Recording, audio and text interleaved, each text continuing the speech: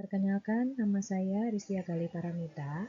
Saya mahasiswa Administrasi Kebijakan Kesehatan, minat studi Administrasi Rumah Sakit, Universitas Airlangga Surabaya, di mana saat ini saya akan menjelaskan mengenai Decision Support System.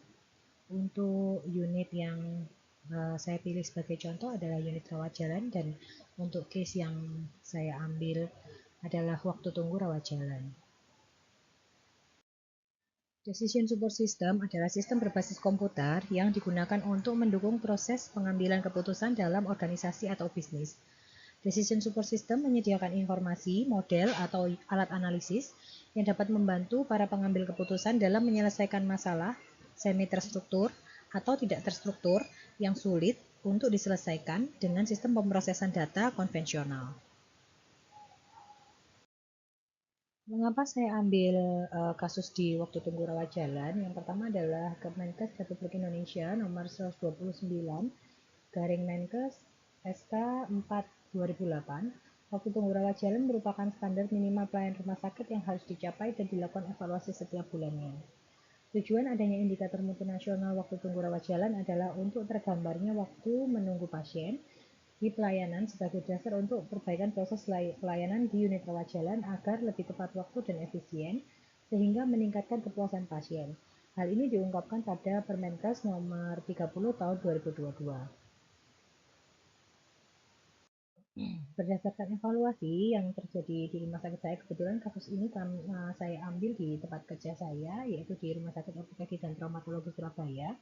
Waktu tunggu rawat jalan sejak 3 tahun terakhir tidak pernah tercapai untuk indikator mutunya, sehingga karena indikator mutunya sesuai dengan uh, Permenkes adalah di bawah 60 menit, sedangkan waktu tunggu yang dicapai di unit rawat jalan di rumah sakit tempat saya bekerja adalah lebih dari 60 menit, di mana rata-ratanya mencapai 84 menit untuk pasiennya di setiap bulan. Untuk waktu tunggu rawat jalan ini sendiri dimulai adalah dikatakan waktu tunggu rawat jalan adalah dimulai sejak pasien mendaftar sampai dengan pasien mendapatkan pelayanan oleh dokter atau dokter spesialis di poli. Beberapa hal sesuai mind map yang saya buat, waktu tunggu rawat jalan ini dipengaruhi oleh beberapa hal utama, yaitu yang pertama pendaftaran, yang kedua proses pelayanan, ketiga SDM, keempat dokter, dan yang kelima adalah sarana prasarana. Pendaftaran sendiri ada beberapa aktivitas, yaitu sistem antrian baik itu offline maupun online. Kemudian ada juga yang berpengaruh sebagai faktor, yaitu status pasien, itu pasien lama atau pasien baru, di mana kalau pasien baru biasanya proses pendaftarannya lebih lama karena kita belum memiliki data pasien tersebut. Kemudian yang membuat proses waktu tunggu rawat jalan itu mungkin sedikit lebih lama lagi adalah jam kedatangan pasien. Di tempat saya bekerja sudah ada sistem sesi di mana pasien diminta untuk datang di jam-jam tertentu pada saat mereka melakukan appointment, tapi pasien ini seringkali datang jauh lebih awal sehingga terkesan waktu tunggunya sangat lama. Kemudian ada lagi yang mempengaruhi, yaitu jenis pembayaran pasien. Baik itu pembayaran tunai, bisa dengan asuransi reimburse, asuransi cashless, atau mungkin bisa juga dengan jaminan perusahaan. Kemudian yang kedua adalah pelayanan. Pelayanan ini sendiri fokus di unit rawat jalannya sendiri, yaitu pertama jenis aktivitas. Aktivitas apa saja yang dilakukan di rawat jalan itu sendiri, mulai dari pasien setelah pasca pendaftaran sampai dengan proses administrasi pasien pulang. Kemudian juga yang berpengaruh juga adalah lama layanan pada masing-masing aktivitas. Misalnya pada saat konsultasi membutuhkan waktu, mungkin ada yang perlu tindakan di poli juga membutuhkan waktu. Nah, sehingga itu mempengaruhi waktu tunggu rawat jalan untuk pasien-pasien selanjutnya. Yang ketiga di SDM. Untuk SDM ini yang mempengaruhi adalah yang pertama jumlahnya. Utamanya adalah jumlah perawat pelaksana yang bekerja untuk mendampingi dokter dan mengasisten dokter. Yang kedua adalah lama bekerja perawat itu sendiri. Ini dibagi menjadi beberapa bagian perawat, yaitu yang pertama PKWT, perawat tetap, kemudian perawat tidak tetap, dan ada yang juga yang masih masa orientasi bekerja. Lanjutannya adalah tingkat kemampuan atau skill dari masing-masing perawat. Dikarenakan pengalaman kerjanya tidak sama, sehingga tingkat kemampuan masing-masing perawat ini juga berbeda. Untuk kemudian ada lagi tingkat pengetahuan. Tingkat pengetahuan ini dikarenakan rumah sakit saya ada rumah sakit khusus ortopedi, sehingga tingkat pengetahuannya adalah pengetahuan khusus di bidang ortopedi yang dibutuhkan. Dan itu membutuhkan waktu untuk lebih mengenal dan memahami apa saja tindakan keperawatan yang perlu dikerjakan di poli rawat jalan, khususnya di rumah sakit khusus rumah sakit ortopedi. Kemudian ada juga beban kerja perawat, dikarenakan jumlah SDM-nya mungkin yang tidak sesuai, sehingga beban kerja perawat ini lebih berat apabila karena tidak diimbangi dengan jumlah pasien, jumlah dokter, sehingga perawatnya bekerja lebih keras. Yang keempat adalah dokter. Dari faktor dokternya ini ada beberapa yang mempengaruhi. Yang pertama, keterlambatan jam praktek, perubahan jam praktek. Ini juga bisa dikarenakan dokter tidak memiliki satu tempat praktek saja di rumah sakit saya, tetapi juga berpraktek di tempat lain, sehingga menyebabkan dokter terlambat datang, atau mungkin ada operasi sebelumnya sehingga menyebabkan dokter tersebut datang tidak tepat pada waktunya. Kemudian adalah kebutuhan waktu di masing-masing pemeriksaan sesuai dengan diagnosa pasien masing-masing. Tidak semua diagnosa membutuhkan waktu yang sama. Selanjutnya, kemampuan dan keterampilan para dokter dan komunikasi antara dokter pasien tersebut.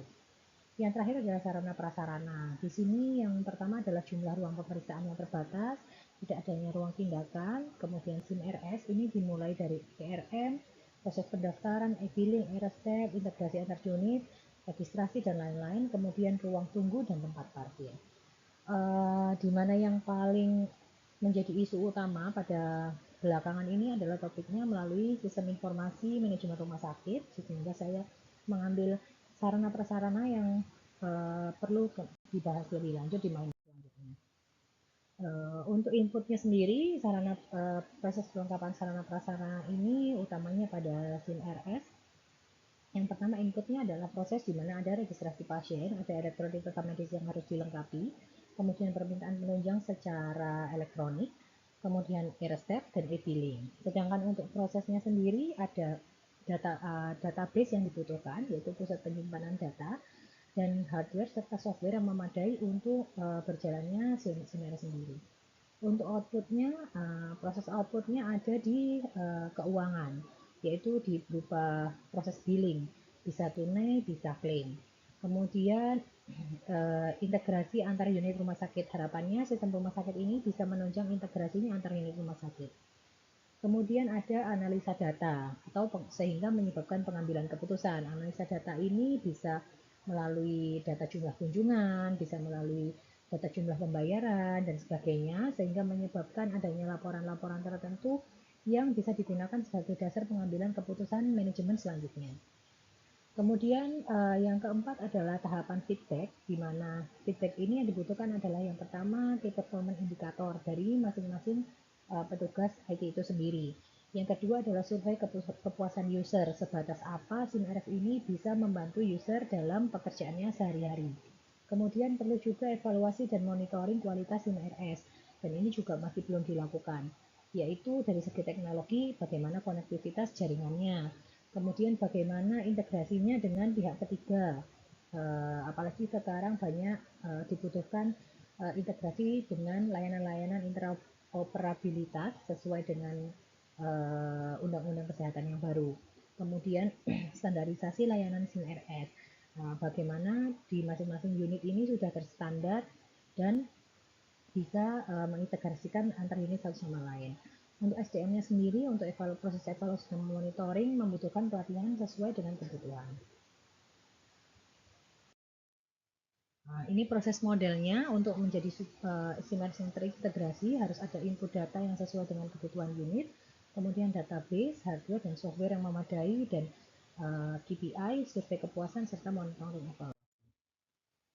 Ini adalah flowchart untuk alur layanannya, bagaimana proses pendaftaran itu mulai berjalan sampai dengan proses penanganan pasien hingga pasien pulang. Untuk decision rules formulation-nya, ini ada beberapa yang membutuhkan formulasi khusus. Yang pertama di proses pendaftaran untuk formulasinya, pengisian identitas pasien, jenis pembayaran, pembagian sesuai kunjungan poli, kemudian di sisinya lanjut ke poli rawat jalan dan penentuan nomor antrian.